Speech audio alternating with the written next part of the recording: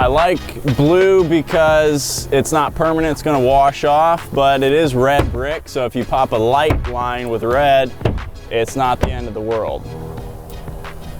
Boom, just like that.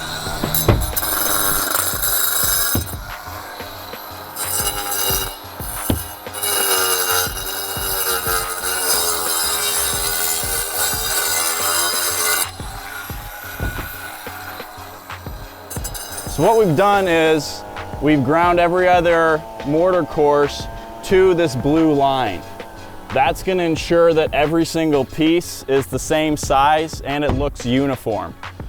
That is going to change based on the pitch of the roof, but on this one we've got it at 10.5, chalked that line at 10.5, and now we get to measure down to see how long these are going to be. So we're gonna make them 12 inches long, each individual piece. Another very important thing that I like to do is a riglet on my flashing. So in order for the riglet to go into the mortar line, it needs to be a little thicker than your average blade. Like, you can't just do one pass, it's too thin. So kind of open that up a little bit and run your passes a few more times to make it a little thicker. You want it basically 2 thicknesses of your standard blade. So now we have to go to the ground and bend the flashing and the brake. Okay, we're going with black. I'm marking it on the back side. We want a 12-inch piece, so I'm gonna add 2.5 inches to that. So we're making a 14.5-inch piece of metal.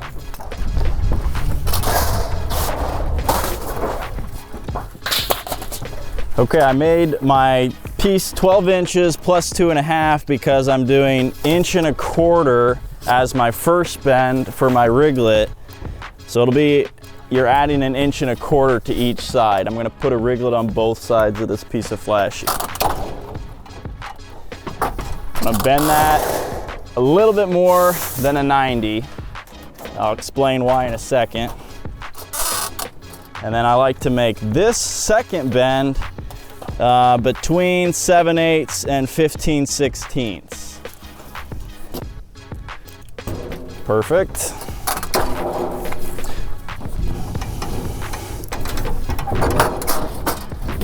And that is the edge of your flashing. Now we're going to do the other side.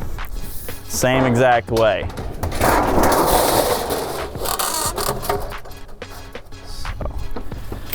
1.25 inches.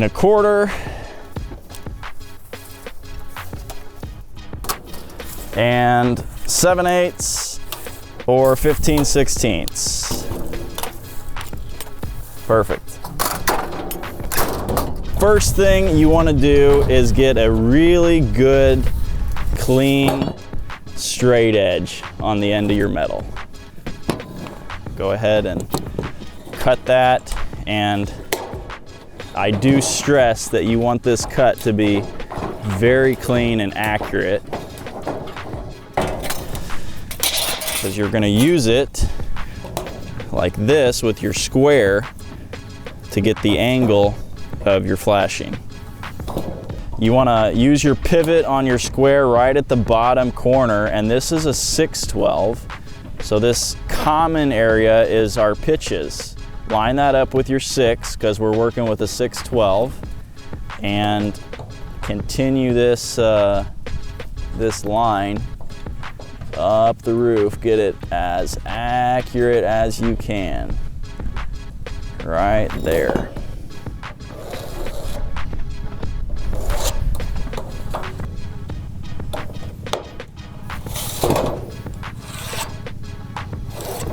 Now we have 2 pieces.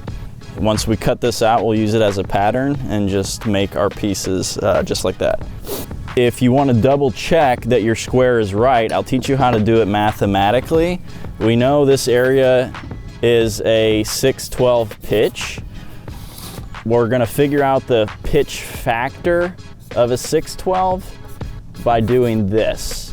So we just put the 6 there, cross them out, put the 6 over there, divide 12 by 6. The pitch factor of a 612 is exactly 2.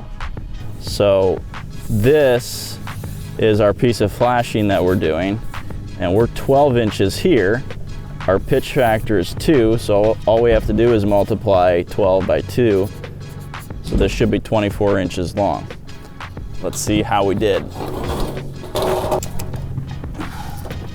23.5. So my angle might have been a little bit off.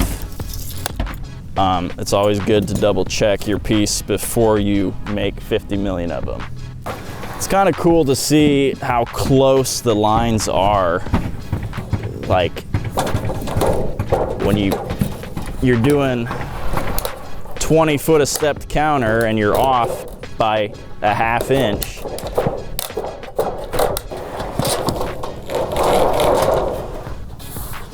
There we go. Let's go double check this before we make a bunch of them.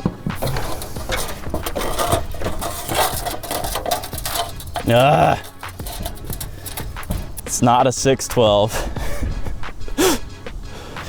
I mean, I guess this is actually gonna make the video better because it's very realistic about how life actually works. Because the Eagle View said 612, but it's actually an 8. Okay, so the Eagle View was wrong. It's not a 612, so all that goes out the window. Now we get to do calculations for an 812 pitch. So 8 times x equals 12. Divide 12 by 8, which I believe is 1.2, but we'll do our math just to double check. 1.5. Okay, so here's our piece of flashing. We want this to be 12 inches. So we're gonna multiply that times 1.5. So this should be 18 inches, not 24.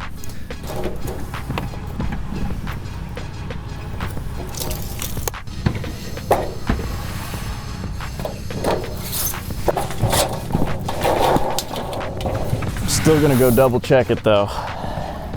Make sure it fits.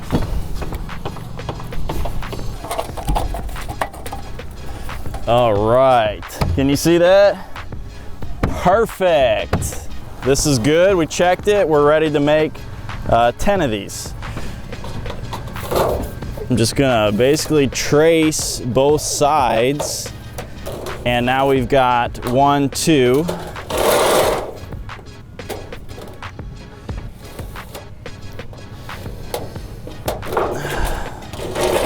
3, 4,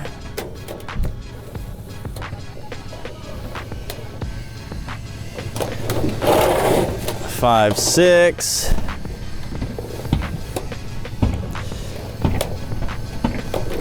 7, 8. Boom, just like that. All right, special note, I left this one long for my first one in case I want to fold a little excess around the corner. Sometimes you can use this piece and it works out fine, but sometimes you want to have a little bit more to wrap around the corner. So I'm going to leave that one like that in case we need it for the first one.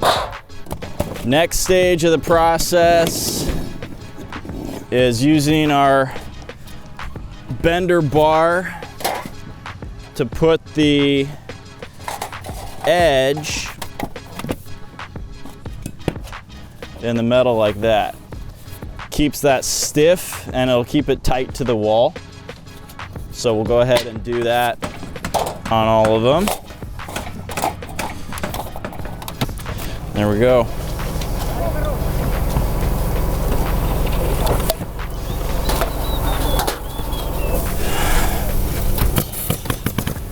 Your first piece is always a little funky.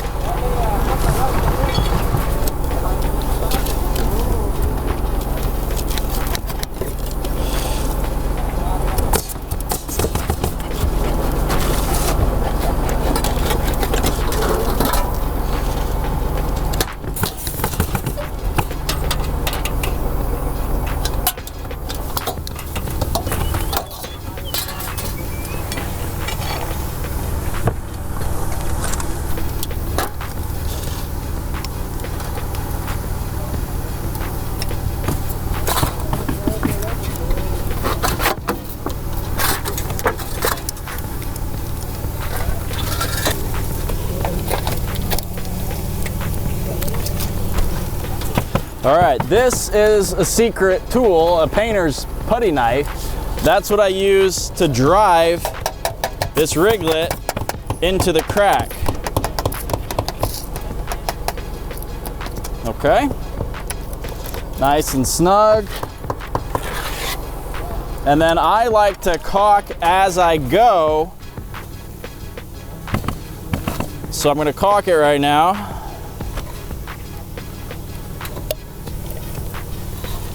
I'm sorry for yelling. The mic is right at my throat. I forgot about that. Okay, so now when our next piece goes on, I've got caulking behind there, so I don't have to worry about caulking the verticals. However, I've only got like an inch, so I'm gonna go ahead and cut those steps back a little bit so I can get back in there a little further. That looks a little better. So that's where I'm gonna be, right there.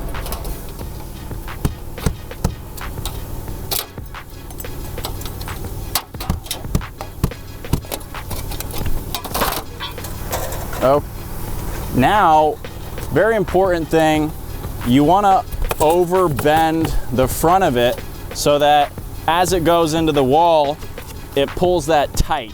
If it's just at a 90 or worse, less or more than a 90, it's gonna be floppy. You want it to be nice and tight. As you drive it in, it actually goes tighter to the wall.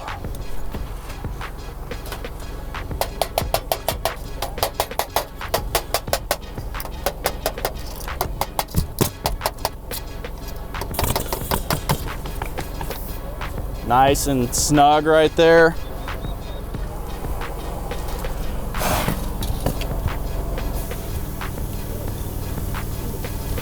Beautiful.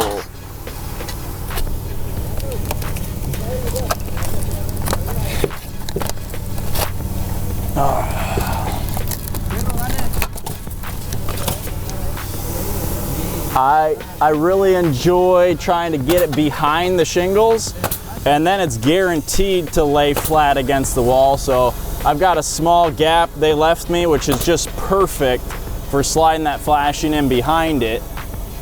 And since my angle is spot on, it runs right behind those shingles all the way up, which is super nice.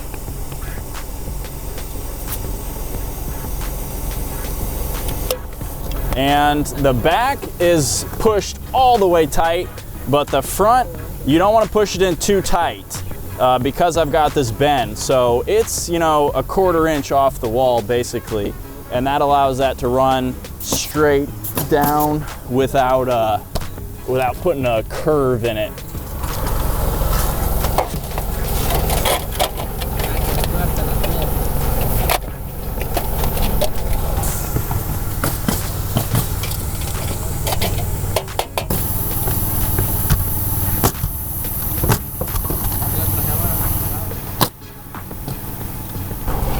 So, you know, when I started out doing this, nobody really taught me how. There wasn't videos about how to do it, like, so that it's not gonna leak. It's done really well, high quality, but also looks good and doesn't take you like all day long. So I feel like this is about as quick as it's gonna get as far as the amount of time it takes.